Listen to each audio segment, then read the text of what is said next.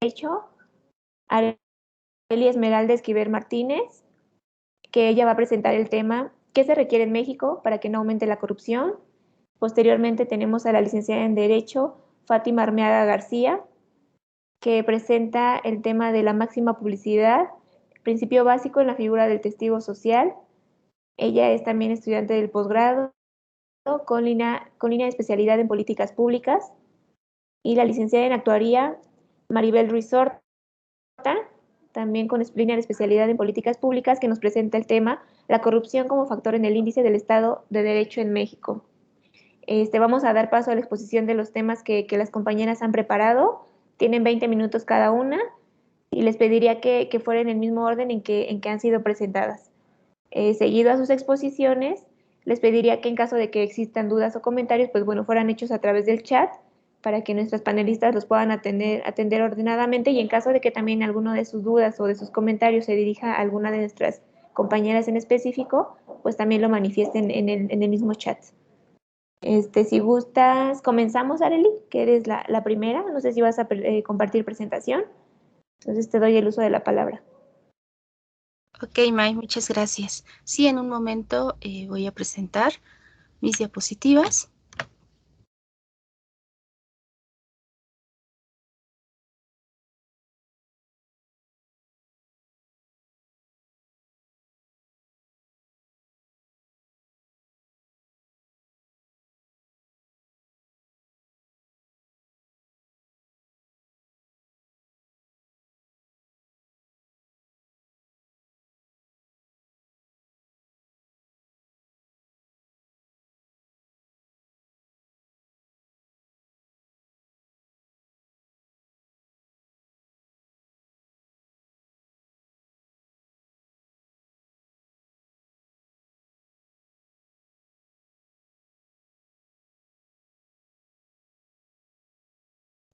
¿Se puede visualizar, May?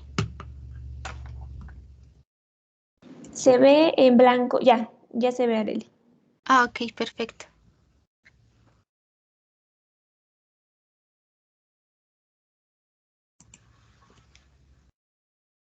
Hola, ¿qué tal? Buenos días. Es un gusto estar con ustedes en esta jornada, precisamente por los temas que se van a abordar junto con mis compañeras, ¿no? El hablar de corrupción implica una situación multifactorial por todos los elementos que se analizan en el mismo y se involucran. No obstante, hay que tener claro el impacto que tiene en un sentido negativo y asimismo el ímpetu que se tiene que tener hoy en día tanto por los ciudadanos como por los académicos y los gobernantes y cualquier ente que se encuentre dentro de la administración pública, pues toda vez que cualquier acto que se vincule con la misma tiene un impacto referente. Por lo tanto, el tema a tratar el día de hoy es abocado al tópico de los efectos de la corrupción pública en el gobierno mexicano que no permiten un buen gobierno. Planteamos esto a partir de estas circunstancias que voy a continuar. ¿Qué factores y elementos generan que la corrupción pública en México no disminuya? Que ha generado precisamente la crisis institucional y la desconfianza de los ciudadanos mexicanos. Bueno, partiendo de estas dos interrogantes, ¿qué factores han generado estas circunstancias?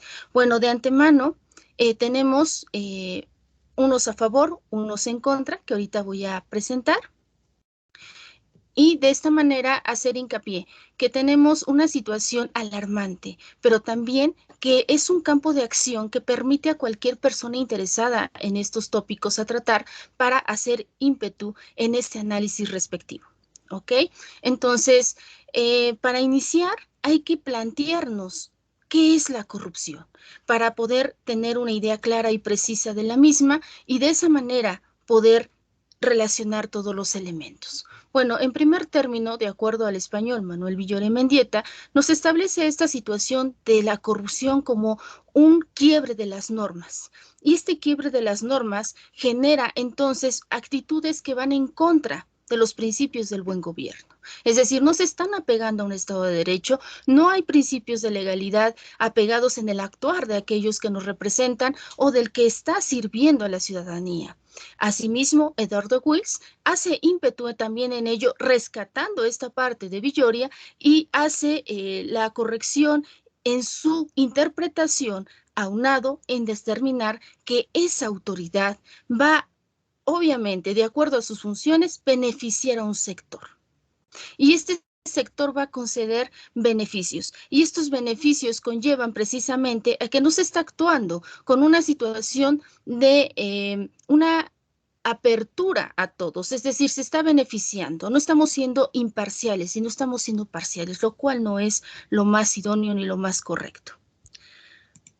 Aunado a ello, entonces, cerraríamos en estas circunstancias, como les mencionaba, que la corrupción pues es algo multifactorial, es un fenómeno constante que va cambiando y que ha generado esa incertidumbre en todos los mismos estados, no solamente de América Latina, sino también de otros continentes, mismos que se han interrogado, ¿será posible plantear estrategias adecuadas para poder llevar a cabo una adecuación pertinente de un gobierno conforme a las normas, conforme a los principios éticos que nos generen un bienestar común e interés general? ¿Es solamente un ideal o más bien se puede llevar a cabo planteando con ese cambio de percepción de la ciudadanía y decir que entonces estamos en una transición, como lo mencionaba el día de ayer el doctor Oscar Diego, precisamente, tenemos antecedentes, ¿no? Antecedentes que conllevan un actuar que se puede ver la repetición de ciertos actos, no de todos, sino de algunos servidores públicos. Y entonces genera esa desconfianza de los ciudadanos, lo cual no es idóneo porque esto genera una incertidumbre en cualquier estado o gobierno de cualquier país, ¿no? Entonces, vemos estas circunstancias con puntualidad. Por otra parte, entonces, ¿qué se requiere?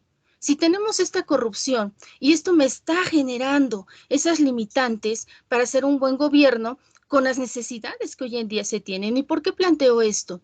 Bueno, el buen gobierno, les comento de manera muy puntual, es un término que ha sido manejado desde la teoría clásica política. Es decir, Aristóteles ya contemplaba estos términos de manera muy puntual.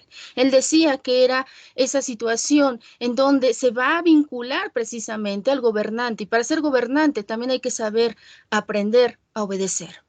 Bajo esas circunstancias, bajo las virtudes, porque de nada sirve tener un ordenamiento perfecto si los servidores públicos, que son el corazón también de la administración pública, no van de la mano y no se encaminan precisamente a ese servir, a dar lo mejor de ellos con los principios, con la ética, con lo que va con el Estado de Derecho y no conforme a un consentimiento que creen, suponen, pero que no es lo más lógico, lo más adecuado.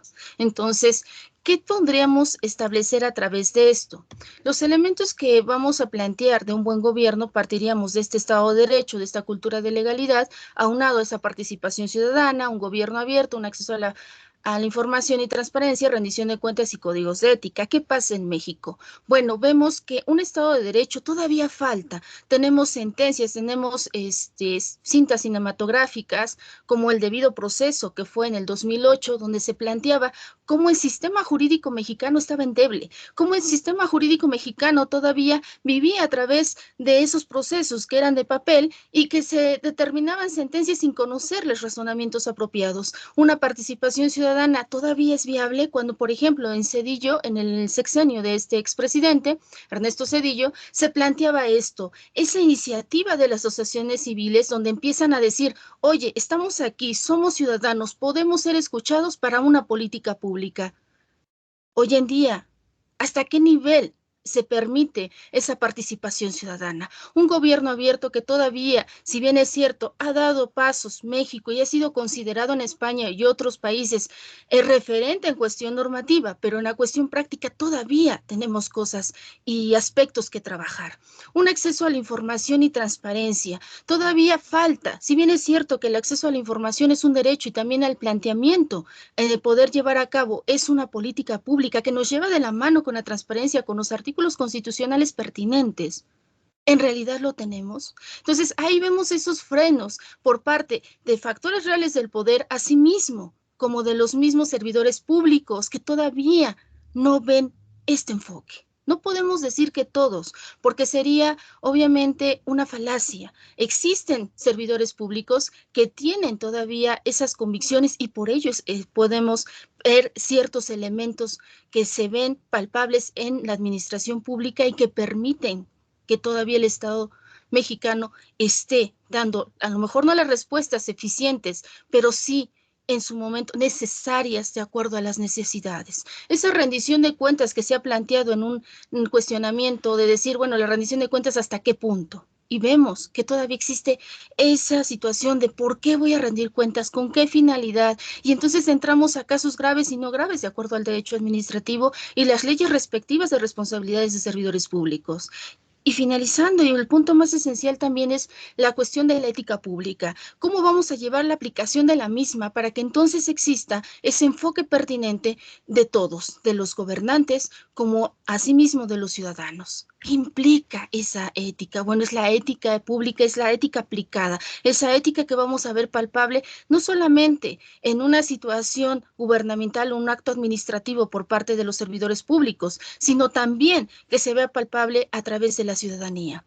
Entonces, vemos con puntualidad este Estado de Derecho y aquí pueden visualizar una definición al respecto, ¿no? Que nos dice Manuel García Pelayo, es obviamente esa situación del imperio en el Estado, pero este Estado de Derecho también tiene que ser conocido por la ciudadanía. En el 2014 se genera precisamente un índice de percepción de cómo está percibiendo los ciudadanos mexicanos esa cultura de legalidad. ¿En verdad conoces tus derechos? ¿También conoces las obligaciones de tus gobernantes? ¿Qué está pasando? ¿Existe una apatía?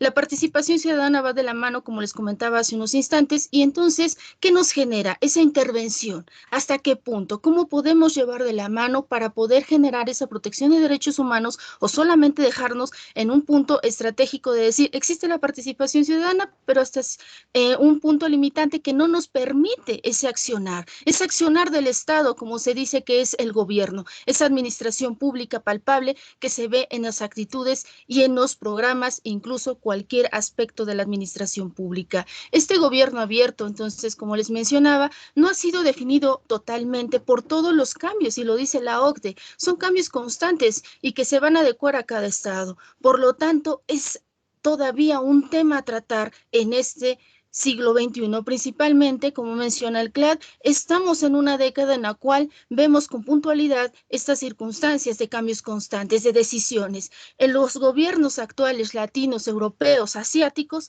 tienen estas circunstancias de decisiones en sus manos, y lo cual implica que cualquier cambio que se genere, y más con la situación de la pandemia, genera esta cuestión de ímpetu de decir hasta qué grado puedo tomar una decisión y cuál va a ser el impacto en mi ciudadanía. ¿Van a creer en mí o va a generarse aún más esa apatía? Ese acceso a la información, como les comentaba, es esa circunstancia, esa situación de decir los operadores del derecho, ¿hasta qué punto? Si no se responde por las instituciones públicas, entonces vamos a tener que hacer uso de ciertos recursos administrativos. Y si no se da respuesta a estos recursos, tendremos que llegar al amparo, pero eso nos hace que no se dé una situación de proceso económico, se conoce en el derecho. Es decir, no hay una respuesta inmediata. Tengo que incentivar, tengo que promover, tengo que generar que la institución pública realice un acto administrativo para que el día de mañana yo pueda promover a través de un amparo y decir, no respondiste a lo que yo solicité, o bien, no fue argumentado la solicitud de una manera prudente, por lo cual, entonces, no existe una identidad como los principios lógicos que se manejan en argumentación jurídica. Y en ese contexto, entonces, ¿qué pasa? El servidor público se encuentra en dos: o doy la información si es que se encuentra viable o no, o tenemos una limitante, o simplemente hay esa situación de no acceso y entonces el ciudadano tiene que hacer lo correspondiente de acuerdo a los recursos, pero eso genera también gastos, ¿no? ¿Cuántos van a continuar por los tiempos, por la economía? La rendición de cuentas, entonces, generamos estas circunstancias de poder decir hasta qué punto. Hace 2 meses, precisamente en Guadalajara, se llevaba a cabo un encuentro en donde un observatorio precisamente de Jalisco decía, a ver, nosotros tenemos estos elementos, ¿cómo se lleva a cabo la rendición de cuentas? ¿En verdad esta legislación es prudente? ¿Nos permite o tenemos limitantes?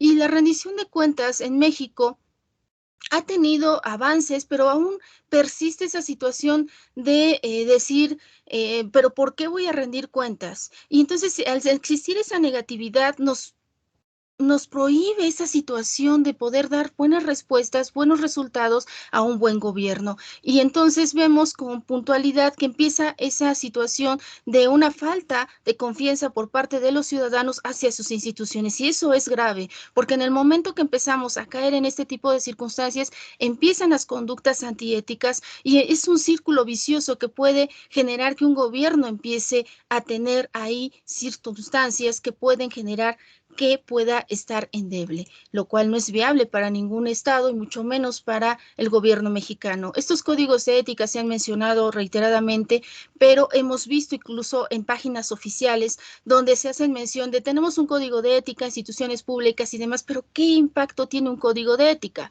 En Finlandia plantean que es fundamental respetar las normas, los principios éticos por cuestiones del impacto económico y todo lo que conlleva. Un acto simple, por lo que sea, tiene un impacto mayor cuando se vea a un nivel amplio y alto en administración pública. No es un juego decir, ay, no pasa nada si en su momento le doy el favor a tal persona, o no pasa nada si en su momento se toman recursos en unas obras públicas o licitaciones que se llevan a cabo en el gobierno.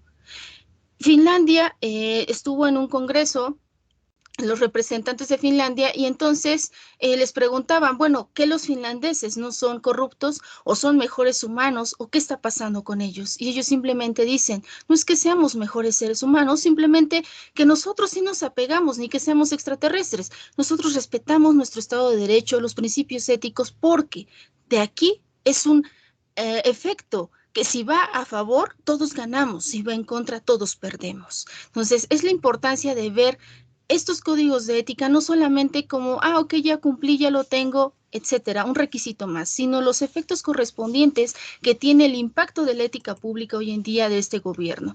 Y bueno, en este esquema se puede puntualizar todos los elementos que he mencionado y que han establecido esta situación, pero que al mismo tiempo nos permite ver ese contraste. ¿Lo tenemos? ¿No lo tenemos en México? ¿Qué está pasando? Y ya para puntualizar y finalizar esta presentación, vemos con puntualidad esta elaboración que presento de este cuadro, de esta gráfica, en donde cómo es posible que los ciudadanos no confíen en sus operadores del derecho, en la justicia. ¿Qué está pasando? Entonces, no hay una situación palpable de esas respuestas eficientes a los ciudadanos o más bien, cómo se ve esa confianza precisamente hacia el sector de la Marina. ¿No? Entonces es alarmante por las circunstancias que se generan en una litis, en un conflicto que se dé entre los mismos ciudadanos, entre particulares o bien entre particulares y el mismo gobierno.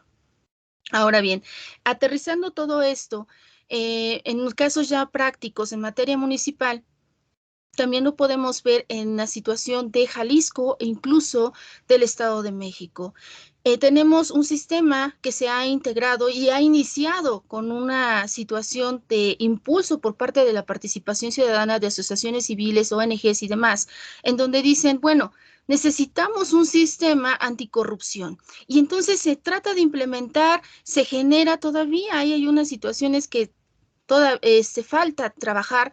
Y tal es el caso que Guadalajara dice, ok, vamos a plantearlo, nuestros municipios se van a adherir y al finalizar, porque ellos cambian precisamente su régimen y entra el nuevo en octubre de este año, apenas ingresaron los nuevos presidentes municipales de ese estado y hacen un análisis, qué tantos o qué número de municipios, mejor dicho, ha dado una respuesta favorable de acuerdo al sistema, ¿no? De acuerdo a lo que el gobierno pide para que no se continúe con estos actos de corrupción.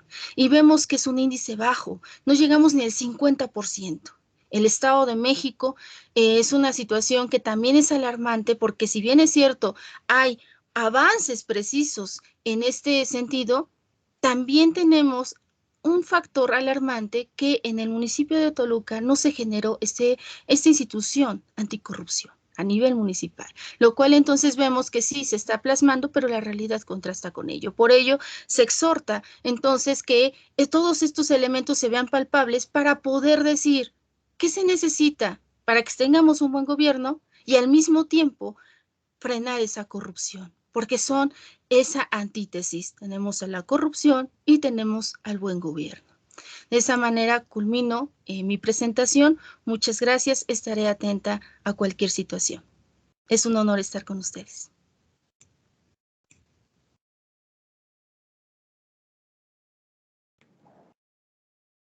Muchas gracias, Arely. Pues sí, creo que retomas elementos muy importantes para contrarrestar los efectos que nuestro país tiene la corrupción, ¿no? Y disminuir pues esa mala visión que la ciudadanía tiene sobre la administración pública.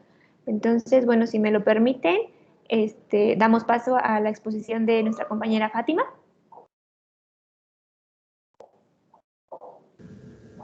Hola, ¿qué tal? Buenos días.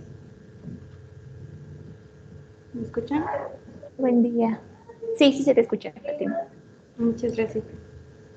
Voy a compartir pantalla si me lo permiten.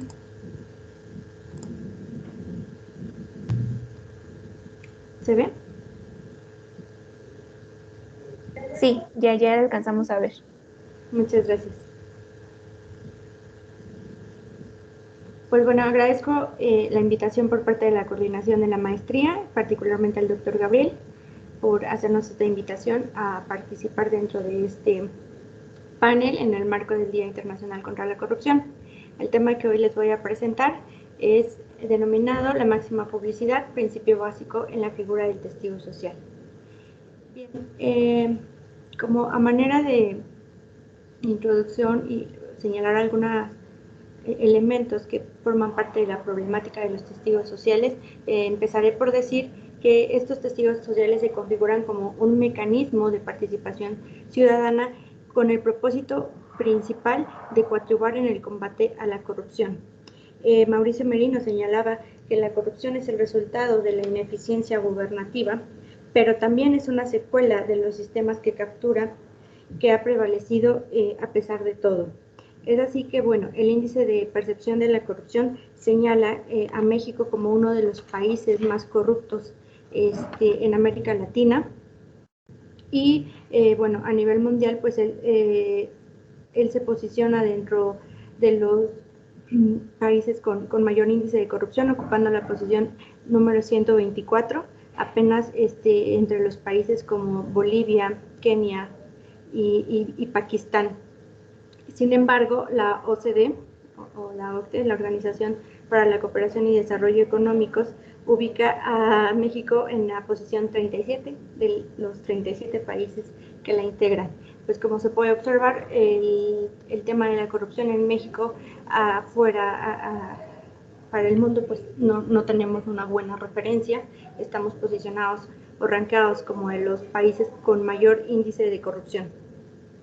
Y es así que, bueno, en el afán de erradicar o tratar de combatir un poco este problema tan añejo, es que el Estado ha creado algunos mecanismos para tratar de combatir este problema, y uno de estos mecanismos pues fue la implementación de la figura de los testigos sociales.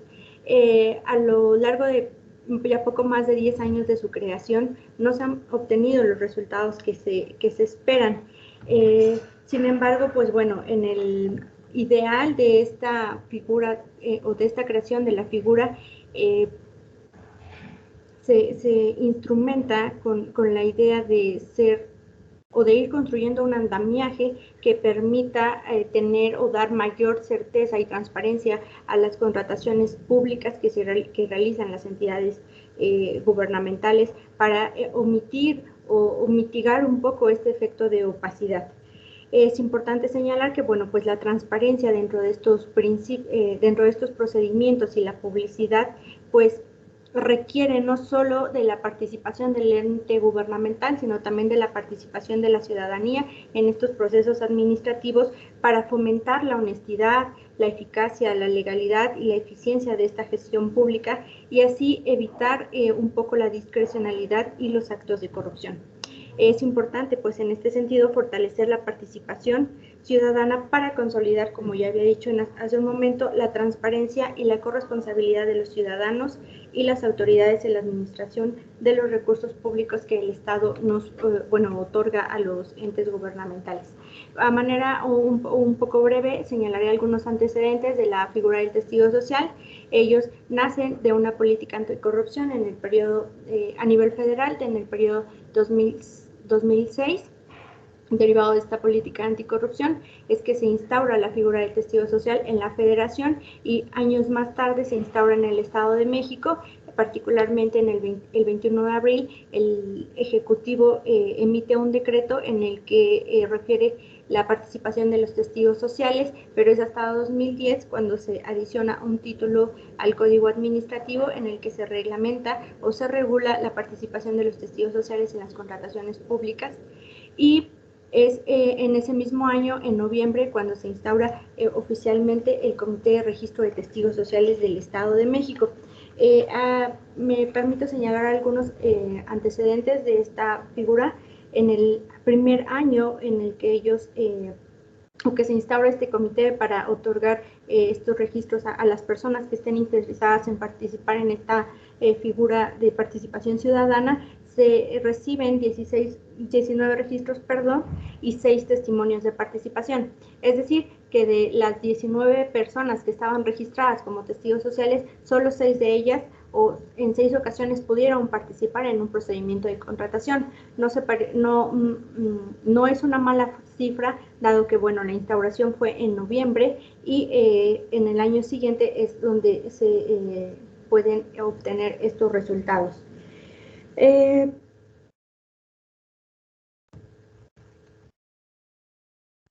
Ahora bien, como ya lo mencioné, pues los testigos sociales fungen como los ojos y los oídos de la sociedad en los asuntos del gobierno, pues particularmente en las contrataciones públicas, en las que está más que probado que hay altos niveles de corrupción. También es cierto que la figura no va a extinguir este problema de la corrupción, pero también es importante señalar que ellos pueden ayudar o contribuyen a que estos índices de opacidad pues se reduzcan de manera significativa, siempre y cuando también se les dote de los elementos necesarios de un diseño institucional adecuado que les permita contribuir de manera eficiente a transparentar de mejor manera los procedimientos. En este caso, pues se busca involucrar a la sociedad a tratar de impulsar una cultura de transparencia, de exigencia ciudadana y de compromiso gubernamental. En este sentido, pues también señalaría que el Estado es el responsable de realizar las acciones para que la ciudadanía pueda conocer y se pueda comprometer de manera responsable con esta política de transparencia, de rendición de cuentas. Es por ello importante fortalecer la figura de los testigos sociales, incorporando como principio rector de esta figura el principio de máxima publicidad. Este principio implica un cambio de paradigma en la concepción de la información gubernamental, de pasar de un estado de secrecía en el que el Estado o las dependencias gubernamentales tenían mucho sigilo de la información que se manejaba en todos los sectores, pero particularmente en esto de las contrataciones públicas, y con la mayor discrecionalidad posible, a poner a disposición de la ciudadanía el mayor número de elementos posibles para que ellos puedan observar que realmente estos procedimientos están apegados a derecho y que están siendo muy transparentes y que no dan lugar o no dan pie a que pueda existir algún acto de corrupción. Este principio pues considera que la información es un bien público y en términos generales, o bien puedo decir que este principio, si bien es cierto que está contenido en la Ley de Transparencia y Acceso a la Información Pública del Estado de México, así también como en la general, en la Ley General de Transparencia, pues es un principio que queda muy ad hoc en esta figura de participación ciudadana. ¿Y qué nos dice este principio o de qué trata este principio? Pues que toda la información que se genera, posee o administra cualquier autoridad, órgano, organismo o entidad, ya sea estatal, federal o municipal, es pública y a ella se puede tener acceso sin ninguna restricción. Sin embargo, hay algunas implicaciones de este principio de máxima publicidad, particularmente 3. Dice que hay una interpretación restrictiva, es decir, que la construcción y la interpretación debe hacerse de forma restrictiva, es decir, el menor número de información tendría que estar guardada o en secrecía, pues estamos atendiendo a que toda la información pues es pública. En el caso de que exista alguna cuestión que restrinja el uso de esa información o el conocimiento de esta información, entonces es el Estado quien tiene la facultad o la obligación de probar por qué esa información debe de ser reservada o en su caso confidencial. Y en la tercera implicación pues nos dice que en el caso de que se tenga alguna duda sobre si la información que se pretende conocer es reservada o confidencial, se debe privilegiar en todo momento la divulgación de la información. Es decir, ponerla a disposición del público y al escrutinio, pues. En este sentido, pues este principio pues supone maximizar el uso social de la información dentro de la organización gubernamental, implica necesariamente una política pública orientada a este propósito de transparentar la información, y de aquí surge la importancia de incorporar como eje rector de esta figura de participación ciudadana este principio, pues toda vez que los actos que realiza el testigo social pues tienen que ser, como ya lo decía hace rato, que son los ojos y los oídos, pero estos ojos y oídos se tienen que transmitir o que tienen que ser factor de réplica para que toda la ciudadanía pueda conocer lo que realmente está pasando dentro de estos procedimientos de contratación pública.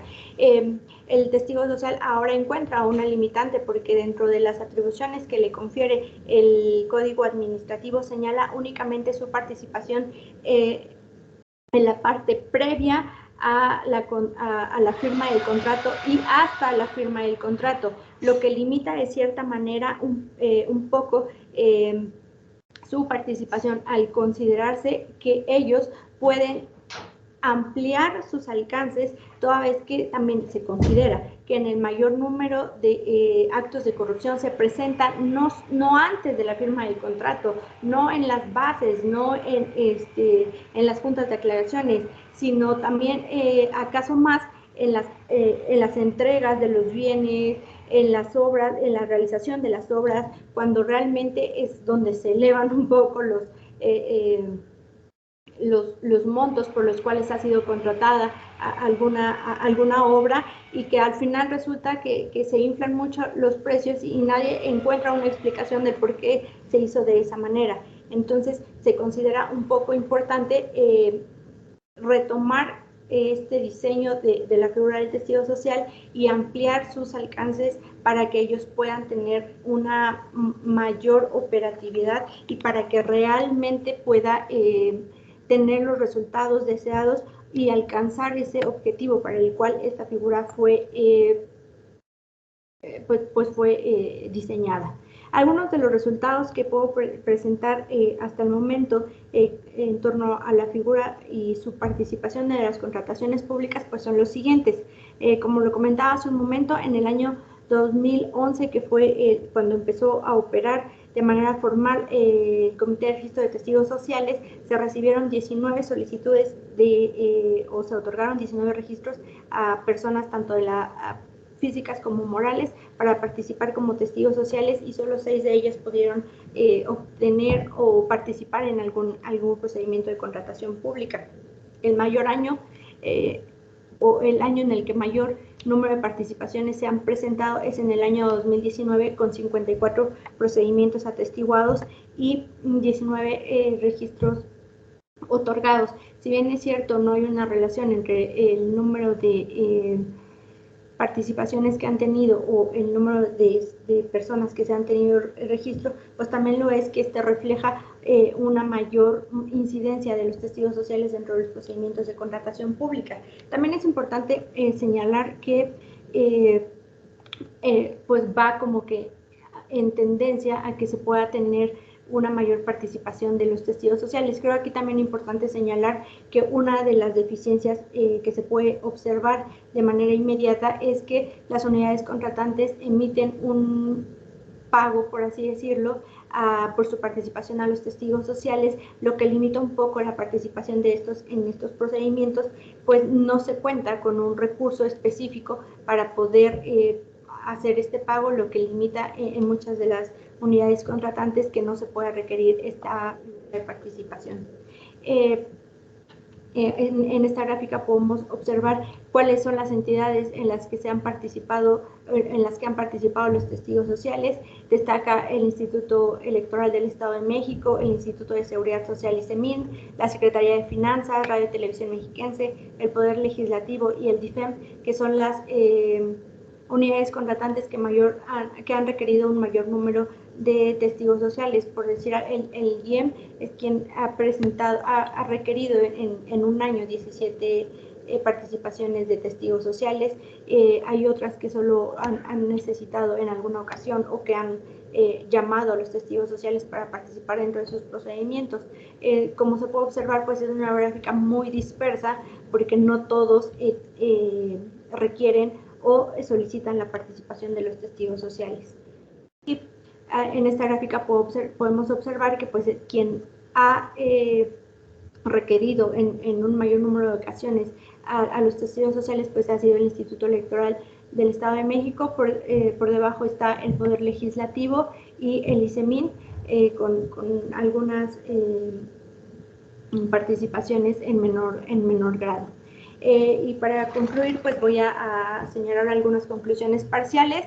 Se observa primero una falla institucional en el diseño institucional de la figura de testigos sociales. Como ya lo decía, considero importante ampliar las atribuciones que hasta ahora les son conferidas y que no solo se terminen en la firma del contrato, sino que se puedan extender hasta la entrega del bien o la prestación del bien o de la obra en su caso, y que se pueda determinar que lo que se contrató y lo que se está entregando pues son compatibles, que los precios no se elevaron y que todo se dio en ese marco del contrato que se ha realizado o que se ha firmado. Otra de las conclusiones a las que puedo llegar en este momento es el desinterés por parte de la sociedad en participar en este mecanismo de participación ciudadana. Se comentaba hace rato que en un primer año había 19 testigos sociales y alrededor están oscilando entre 23 testigos sociales por año que requieren o que tienen ese registro. Y hay contra un 333 unidades contratantes que pueden requerir esta figura de participación ciudadana, pues no hay capacidad para, en el caso de que todas ellas quisieran requerir en un mismo momento a un testigo social, pues no se tendría la capacidad para absorber a todas ellas porque solo tenemos en promedio 23 testigos sociales, lo que revela un poco el desinterés por parte de la ciudadanía en participar en estos mecanismos, y trata un poco también de la falta de credibilidad con la que cuenta la sociedad para poder participar en estos mecanismos.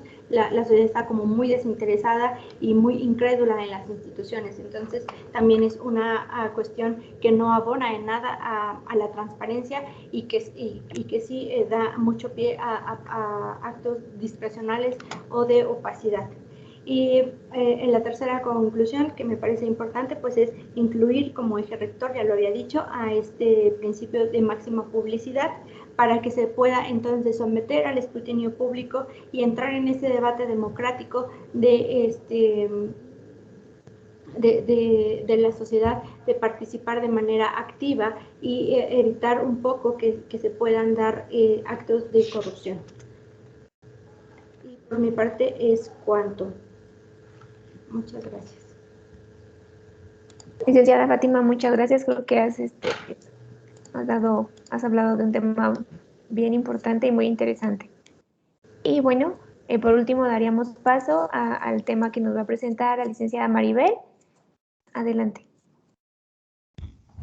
Muchas gracias, Mayra. Voy a compartir mi pantalla.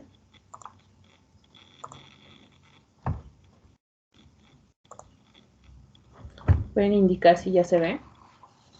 Ya se ve. Muchísimas gracias. Bueno, voy a hablar de un un tema en particular muy innovador en los últimos años. Es la corrupción como factor en el índice del Estado de Derecho en México y el mundo. Ya mis compañeras en sus exposiciones anteriores dieron un poco del bagaje de lo que ha sido la corrupción a lo largo de México y en qué situación nos encontramos ahora. Hablar de indicadores, hablar de una medición, nos puede decir o nos puede dar un parámetro de saber qué tanto se ha avanzado o qué tanto falta por avanzar. En este caso, el índice que vamos a tocar es el índice del Estado de Derecho. Este índice de Estado de Derecho lleva únicamente realizándose 3 años. Se hace de manera anual, lleva 2018, 2019, 2019, 20 y 2020, 2021. El índice del Estado de Derecho está realizado por el World Justice Project y lo que busca es medir el grado de adhesión del Estado de Derecho actualmente en 128 países. La diferencia que podemos encontrar de este índice con muchos otros indicadores que conocemos a nivel mundial es que este índice se construye a base de experiencias y percepciones, en el caso de México, de más de 25,000 personas y 2,300 especialistas, y en el caso mundial, en más de 130,000 experiencias y percepciones. Lo más innovador de este índice del Estado de Derecho es que no es un índice construido con información del gobierno. Al contrario, es un índice que está construido con la información que nos da la sociedad. Son percepciones, son experiencias y especialistas en la materia lo que nos van a dar este indicador. Entre los más de 2,300 especialistas en el caso de México, tenemos especialistas en derecho penal, en derecho civil, tenemos especialistas académicos, tenemos especialistas en seguridad, hay especialistas en salud pública y bueno, es un índice que está robustecido de toda la información de las personas más conocedoras de cada uno de los países y en este caso del mundo. Como ya nos lo dijo mi compañera Arely, el Estado de Derecho es un principio de gobernanza en el que todas las personas, las instituciones y las entidades van a estar sujetas al cumplimiento de la ley, la cual va a ser respetuosa de los derechos humanos y se va a aplicar de forma equitativa, justa y eficiente.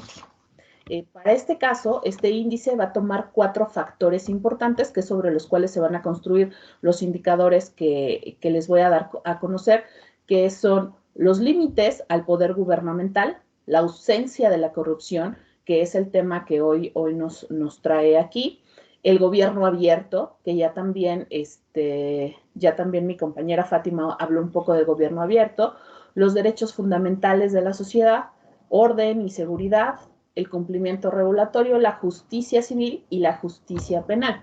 Estos 3 factores están divididos en 2 áreas.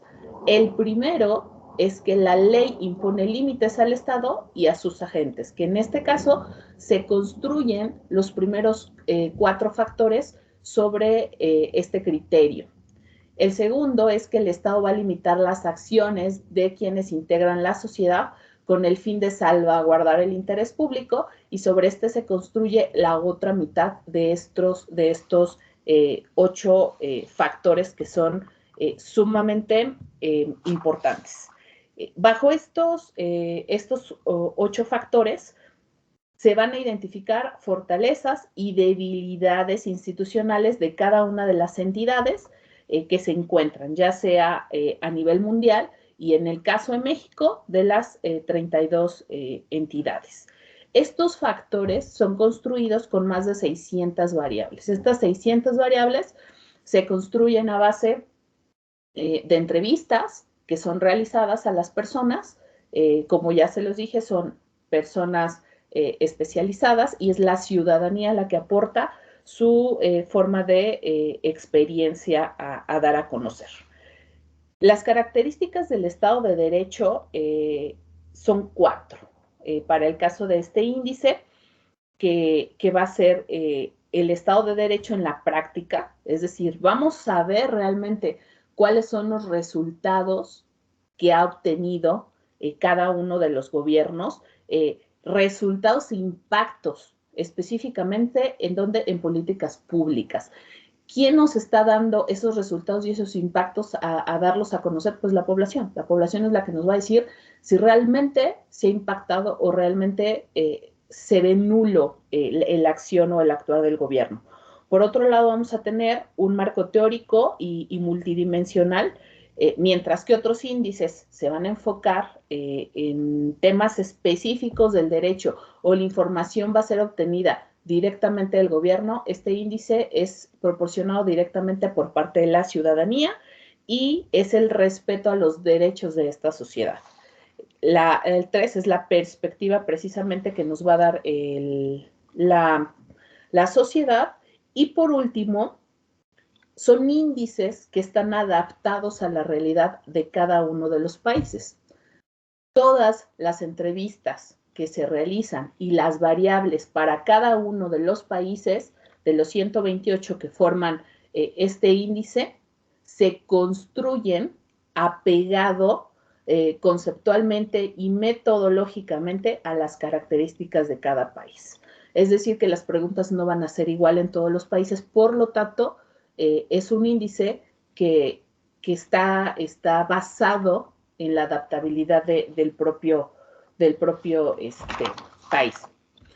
En el caso de México, vamos a hablar del factor número 2, que es la ausencia de la corrupción.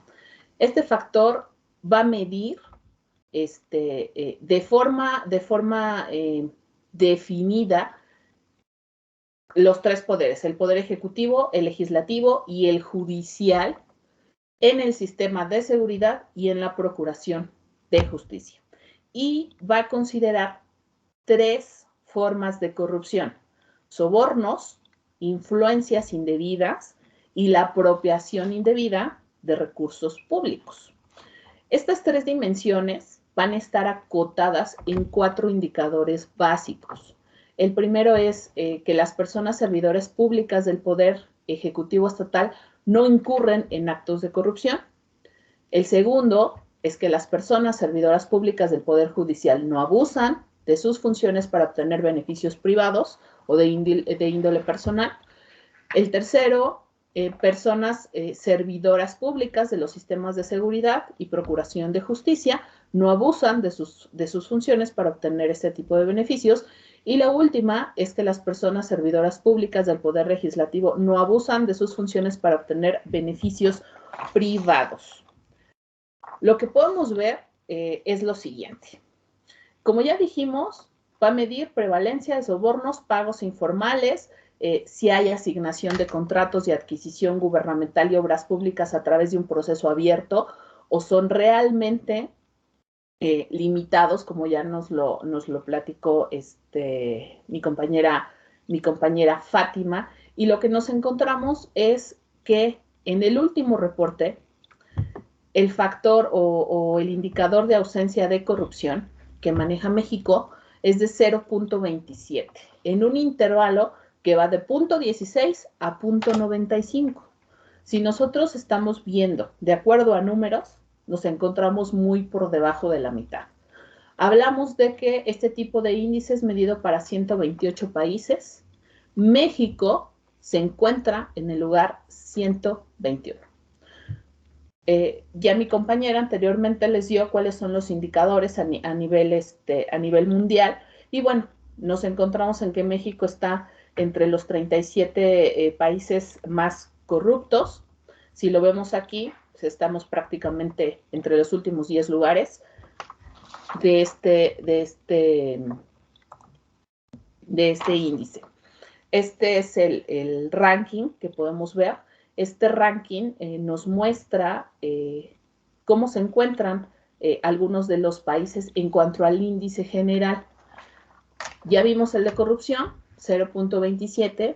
el índice general del Estado de Derecho que maneja México, es el 0.44. Hay un cambio de puntaje en este último año de 0.01 puntos porcentuales, y en ranking global estamos en el lugar 104 de 128, y en comparativa con el año anterior, México descendió 3 posiciones. Es decir, que en lugar de avanzar, retrocedimos. En el caso de las diferentes entidades, este es un mapa donde nosotros podemos visualizar este tipo de índice. Vamos desde el color morado hasta el color verde, que sería una adhesión más fuerte de Estado de Derecho. Si podemos ver la gama de colores que maneja México, nos encontramos muy por debajo de la media, y solamente tenemos 2 estados que están por arriba del punto 45. El Estado de México tiene un puntaje de 0.36. No hubo variación con respecto del año pasado. Es exactamente el mismo puntaje. Y bueno, de las 32 entidades nos encontramos en el lugar número 27. O sea, la misma posición que el año pasado. Tampoco el Estado de México en materia ha avanzado absolutamente nada. De acuerdo al puntaje que nos marca el índice del Estado de Derecho y con nuestros 4 factores, el Estado de México se encuentra con 0.31, ese es su puntaje. Estamos por arriba del puntaje que marca o que tiene México a nivel global, pero aún así, en materia de corrupción, nos encontramos en la posición 30 de 32. Realmente es increíble que nosotros podamos ver este tipo de información o de números que nos digan que no avanzamos, que al contrario estamos retrocediendo, y que no haya algo que provoque que haya una modificación. Vamos a ver los cuatro indicadores que marca. En ausencia de corrupción es el color verde oliva. En ausencia de corrupción del Ejecutivo estamos en 0.30. Ausencia de corrupción en el Poder Judicial, 0.43. Ausencia de corrupción en las instituciones de seguridad y procuración de justicia, 0.24, que es el más bajo. Y en ausencia de corrupción en el legislativo estamos en 0.28. Es decir, los indicadores todos por debajo de la media, y 3 de ellos por debajo de una tercera parte de los indicadores que nosotros tenemos, ¿no?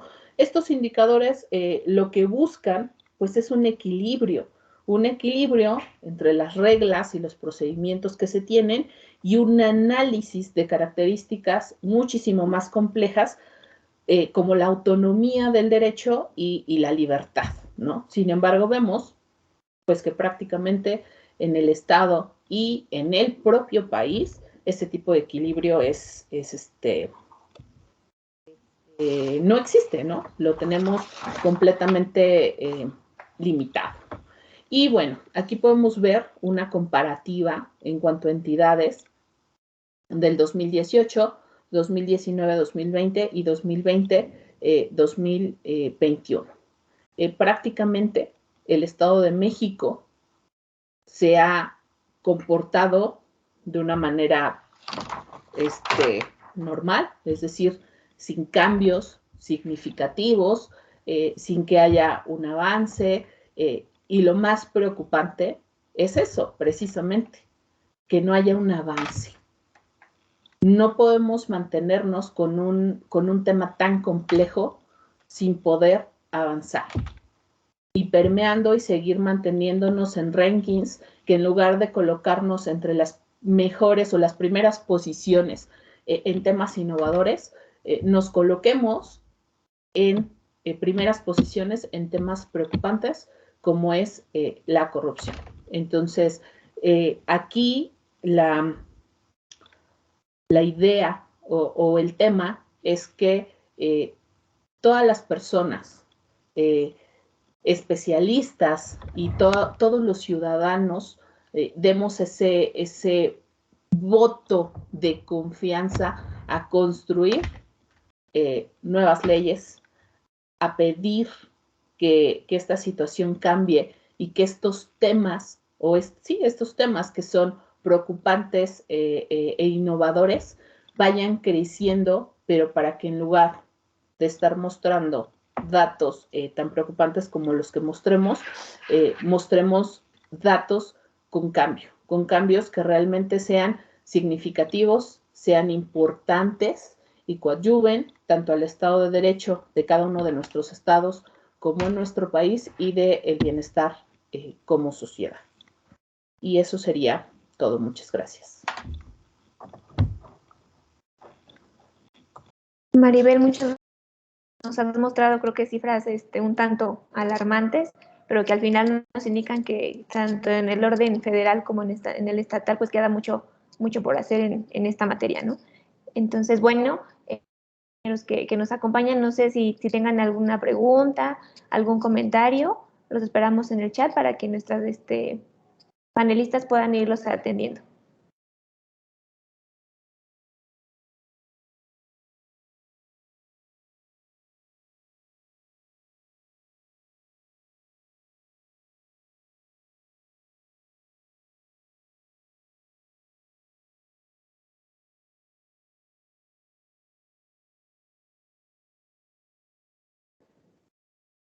Creo que quedó muy claro, las compañeras fueron muy concisas, pero ya nos están escribiendo.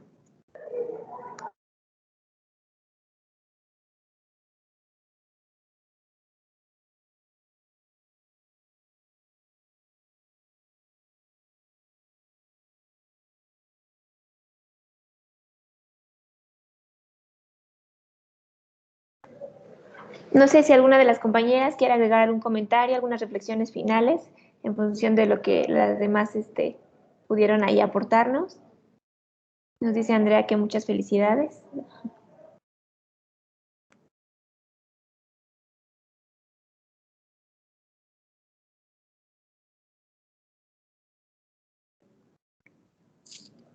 Tengo una pregunta. No sé si vaya dirigida a alguien en específico o cualquiera de las tres quiera apoyarnos. Nos dice Gerardo Daniel García. ¿Cómo contribuir y fomentar en los ciudadanos la disminución de la corrupción en nuestro país? No sé quién quiera apoyarme a contestarla o si las tres damos un breve comentario respecto de ella.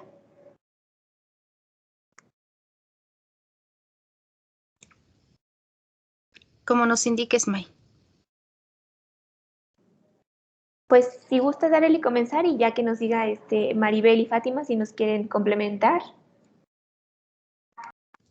Ok, perfecto. Efectivamente, el hablar precisamente lo que plantea nuestro compañero maestrante Daniel, la contribución, o más bien, cómo contribuir y fomentar en los ciudadanos la disminución de la corrupción en nuestro país. De antemano, estaríamos hablando con una cuestión de la aplicación de la ética pública. ¿Y por qué iniciaría con esto? En primer término, cuando nosotros nos referimos a esta situación de la disminución o el incremento de la corrupción, es ir en camino el apego a esta, porque esta se une al mismo tiempo con los principios de legalidad y con el Estado de Derecho. Si bien es cierto que si fuéramos puristas o unos críticos al 100%, entonces diríamos, es que aún así hay faltas a la ley, ¿no? En ese término. Sin embargo, al crear esa situación de apego a la ética pública, al Estado de Derecho, principios de legalidad, generas esa conciencia que está faltando hoy en día. Y esa vinculación. ¿Y por qué es importante hoy en día plantear esto? Porque los politólogos se han reunido, al igual que los juristas, en diversos seminarios, congresos, jornadas como el día de hoy, y se ha establecido esta vinculación, que para crear un Estado también hoy en día se requiere la participación de los ciudadanos. Y por ende, si vemos que nuestras autoridades están cumpliendo, están apegando, están siendo más transparentes, están permitiendo esa participación ciudadana, que haya una coordinación entre la legislación, que no exista mayor opacidad, que sean respuestas congruentes, efectivas, eficientes, entonces el ciudadano dice, quizás no tenga el 100%, pero puedo entender que están haciendo un esfuerzo. Por lo tanto, vemos una aplicación de las normas en casos concretos, en actos corruptos donde son obras de licitación o se ve palpable esa situación de aplicabilidad. Eso genera que se vaya disminuyendo o teniendo una cultura de legalidad. Y estos términos se van vinculando, porque si un ciudadano tiene una cultura de legalidad, tanto conoce los derechos como puede exigir correctamente. ¿Cuáles son los mecanismos por medio de los cuales puedes ejercer para que la autoridad cumpla en tiempo y forma y de esa manera no exista mayor incremento de la corrupción? La corrupción es multifactorial, como lo mencionaba anteriormente, porque de antemano vemos esa situación de una corrupción no solamente en el sector público, sino una corrupción en el sector privado, una corrupción que se da también en diferentes ámbitos que se van desglosando a través de estos dos sectores, el público y el privado. Entonces, si nosotros contribuimos con este enfoque, con esta situación de apego, de poder fortalecer esa cultura de la legalidad, con el principio que va apegado a esto, con el Estado de Derecho, sumamos esta participación ciudadana, ese acceso a la información, una transparencia, permitimos esa conciencia, generamos esa unión, ese vínculo que se ha establecido, por ejemplo, a través de diversos estudios, por ejemplo, Adela Cortina, quien ha señalado ese vínculo de la ética pública con el Estado de Derecho, con administración pública, que nos van a generar esta situación que se está buscando en todos los países, con diferentes circunstancias, con diferentes vivencias, pero sobre todo, como lo manejan los países latinos, un buen vivir, un buen gobierno, un apego a esos resultados eficientes, que aún estamos en trabajo y por eso la temática a tratar, ¿no? Y que de hecho el día de mañana, bueno, se celebra esta situación como fecha internacional para combatir la corrupción. Eso sería lo que podría dar de una manera acotada, May. No sé qué podrían corresponder mis compañeras. Yo sé que tienen también grandes aportaciones. Muchas gracias. Muchas gracias, Arely. No sé si Fátima y Maribel quieran hacer uso de la palabra para agregar algún comentario.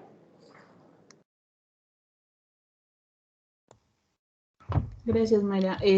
Pues bien, creo que Arely lo resumió perfectamente bien. La parte de ética es la parte que va a dar sustento a la ausencia de corrupción.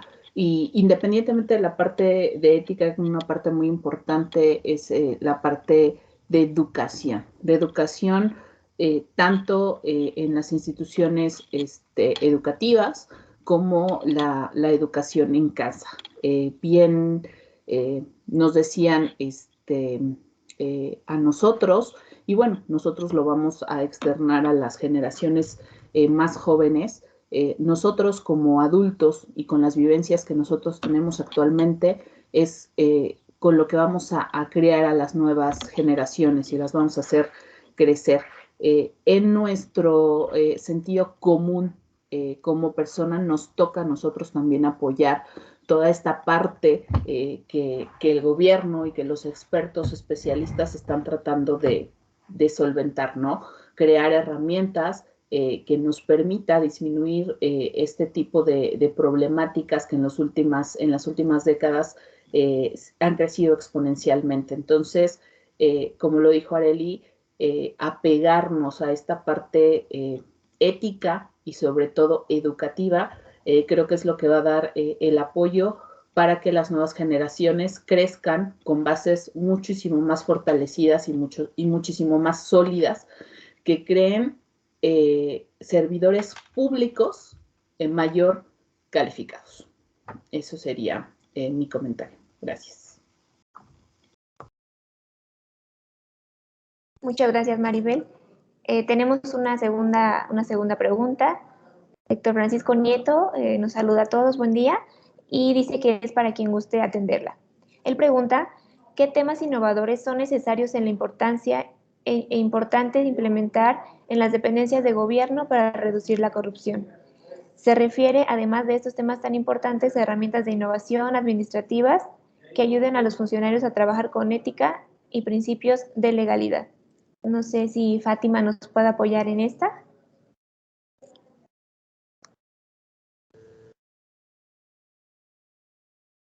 Sí, bueno, creo que hace rato Maribel refería a algo de los temas innovadores y ella hablaba más que de cuestiones apegadas a la corrupción, sino ver desde otra perspectiva, es decir, que México como país pudiera destacar en otros sectores educativo, deportivo, científico, y no así que destaque por ser un país corrupto. Atendiendo a la pregunta que nos hace Héctor, pues yo creo que uno de los temas innovadores que podría ser, pues está esta figura que yo presentaba, están los testigos sociales, hay algunos otros mecanismos como los observadores ciudadanos o los alertadores ciudadanos, que también son parte, sí, son ciudadanos o parte de la sociedad que está interesado en participar de manera activa y crítica, sobre todo, para coadyuvar en este problema de la corrupción. Considero que, pues bueno, no podríamos solamente ver como a este tema de la corrupción desde una perspectiva ética, de decir que a través de la ética podríamos ayudarlos. Sí es un factor importante, pero creo también importante que la corrupción es un tema institucional, organizacional, que va mucho más allá de las buenas intenciones y va más apegado a diseños institucionales que no son prácticos y que no están funcionando para coadyuvar a este tema de la corrupción.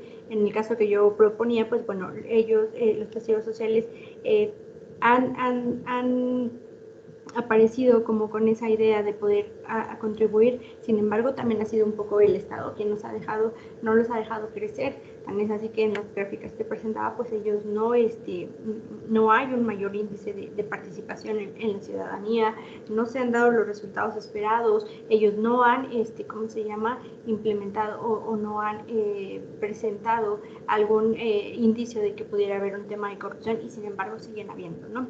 Entonces, en temas innovadores creo que sí tendría que sentar algunas políticas, algunos instrumentos que puedan realmente, de manera eficiente, ayudar a combatir este mecanismo, y quizá puedan surgir desde la academia, no desde la administración, sino desde la cuestión académica, que se puedan instrumentar o implementar estos mecanismos que permitan realmente a la sociedad involucrarse de manera activa y ser como que ese factor que realmente está teniendo incidencia en estos temas, y que puedan ser realmente eficientes para combatir a esta corrupción. ¿Por qué hablo desde la academia? Pues porque ya se ha visto que desde la parte ya sea legislativa no se han aterrizado de manera adecuada, o desde la parte organizacional tampoco han dado los resultados. Se han limitado únicamente a códigos de ética, que pues son como lista de pórtate bien y con eso se va a acabar la corrupción, y ya vimos que tampoco funciona. Entonces, pues creo que tendríamos que implementar algunos otros mecanismos más eficientes al respecto. Por el momento, pues es lo que yo podría comentar. No sé si, creo que Arely quiere comentar algo más.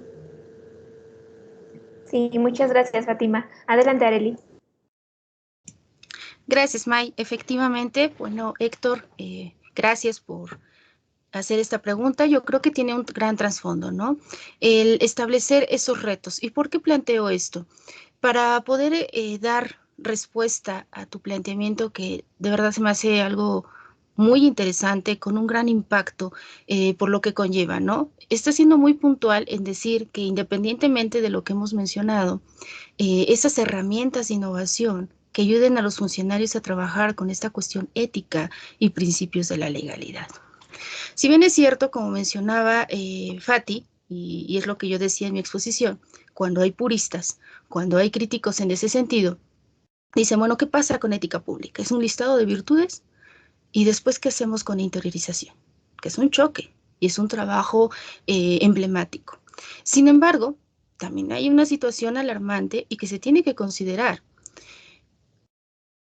Cuando nosotros lo planteamos desde el punto de vista normativo y surge precisamente la ley, va a ser un acto repetitivo que se convierte en costumbre. A través de las costumbres se generan las normas y estas normas cambian de ser unas normas sociales, normas religiosas, normas de etiqueta, a convertirse en una norma legal.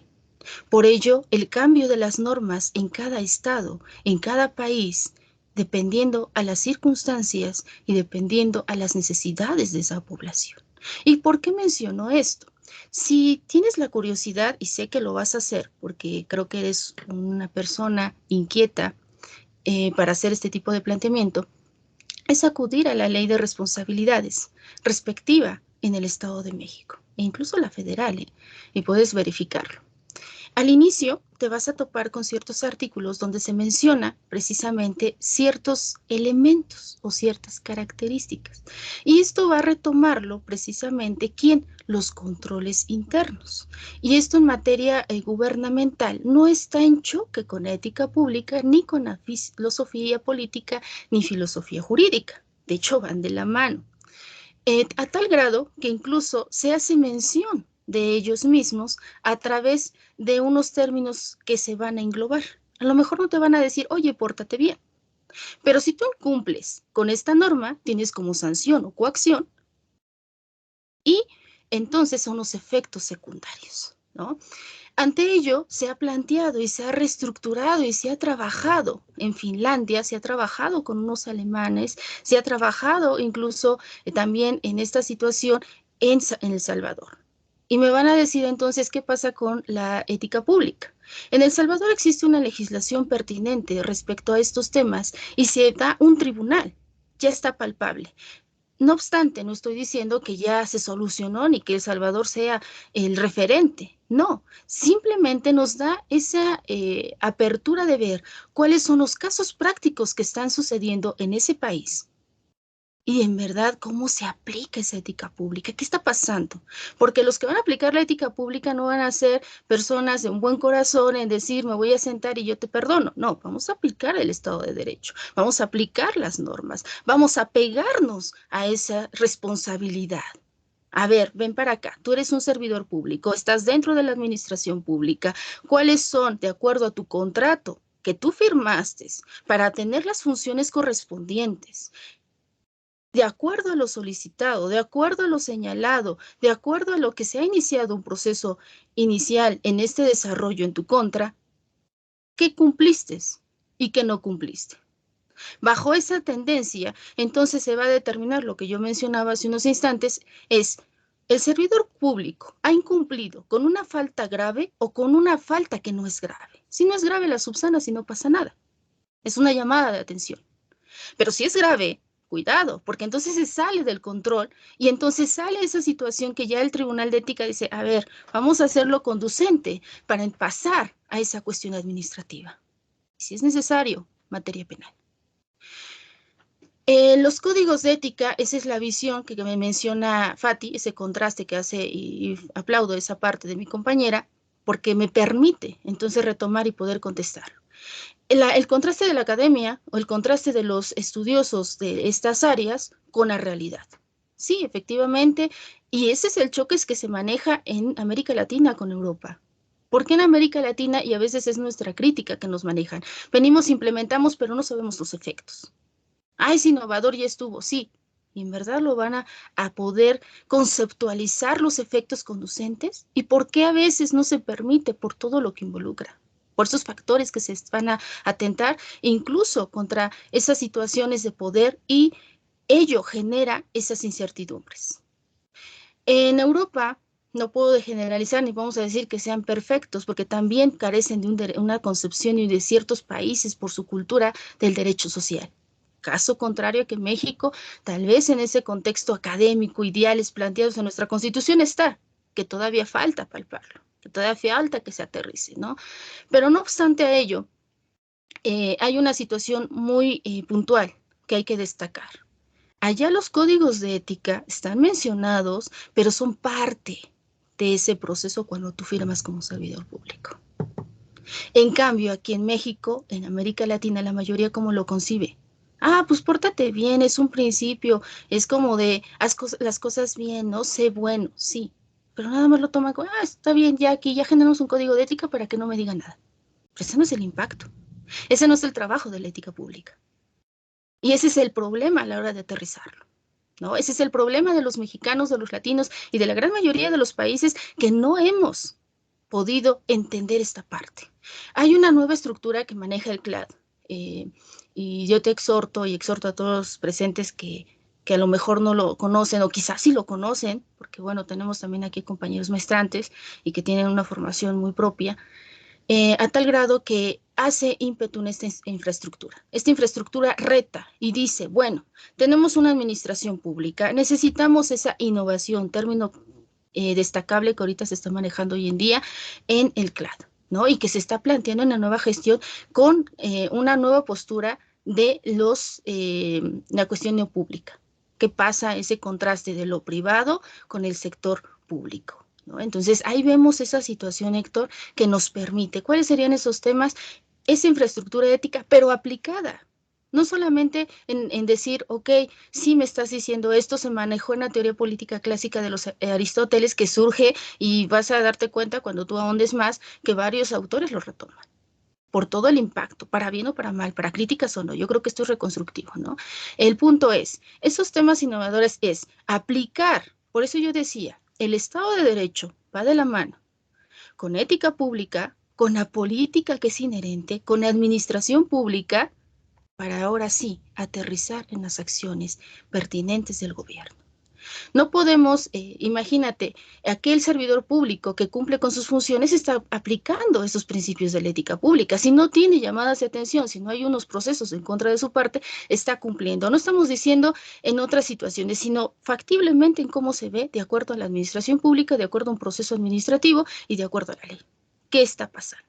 Entonces, ahora, hoy en día, es la innovación planteada a través de esta perspectiva sin perder la visión de derechos humanos, que es otro tema también debatible, hasta qué punto, y vemos que aún México tiene mucho trabajo que hacer en ese papel, ¿no? Y por eso lo que menciona Fati, la situación de los testigos sociales, que pasa con los contratos de obra pública, que ahí es donde hay mayor índice de corrupción.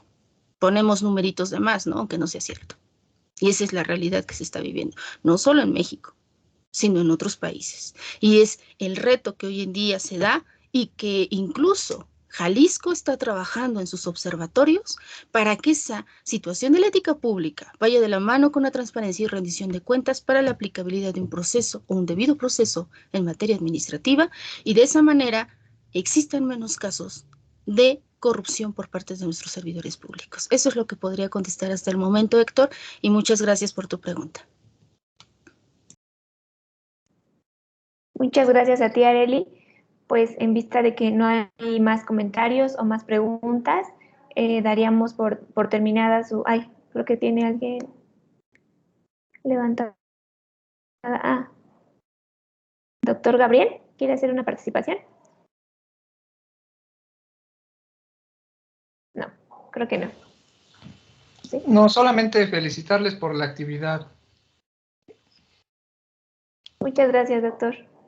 Pues bueno, como comentaba, entonces daríamos por terminado este segundo día en el marco de la jornada. Agradecemos la presencia de todos los que se dieron cita el día de hoy, especialmente pues a la dirección de la facultad, a la coordinación de estudios avanzados, al cuerpo académico y pues a la coordinación también de la maestría por hacernos parte de estos eventos, ¿no? Por promover este tipo de jornadas de trabajo que creo que son bastante enriquecedoras y pues bueno, especialmente también a las compañeras que nos apoyaron hoy como ponentes.